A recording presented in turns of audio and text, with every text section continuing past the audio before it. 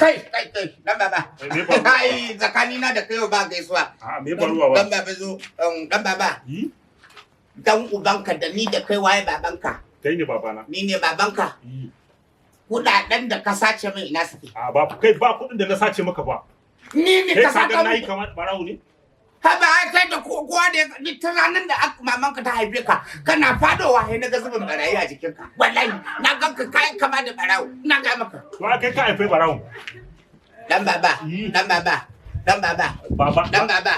kai baba na ne fa dan baba zan shaki ka baba barkaji kudin nan fa sai da na wahala baba ka sake ni kudin nan na wahala kamin same su na samu kudi haka dinga mai sata to baba a ce da ce tun lokacin tun kafin kai kudi ka gagara church ko wanda rana kamar kana kwana a church ne amma yanzu da kai kudi ka rabu da zuwa church ka rabu da ba abin da kake a church a'a sai ka ce mu da cewa shine da kaga na daina zuwa church don ka tambaye ni kudi ba na baka haka dinga mai sata Kaptan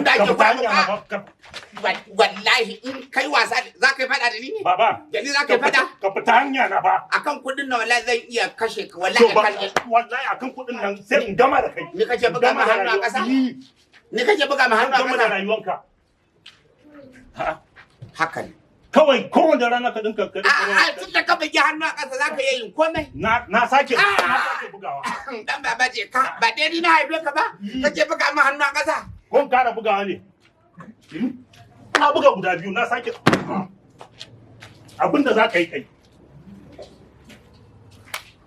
Za ka gani ko yaro kwanan ne ya maka 6 feet. Wallahi an haka rami an jefa ka a ciki. Ni kake buga har da buga kafa. Ni dai kamata in buga maka hannu a ƙasa ni kake buga ma hannu. Idan bai wani abu akan wannan yaron ba wallahi kwanan ne ya ga na sheka yaron ne ya gaji arziki na. Inda ban so in ba da kuɗin nan kuma gaskiya na daina zuwa church. To su lokacin da nake addu'o'i da azumin nan sun suna taya ni ne. Haba. Dan baba take time.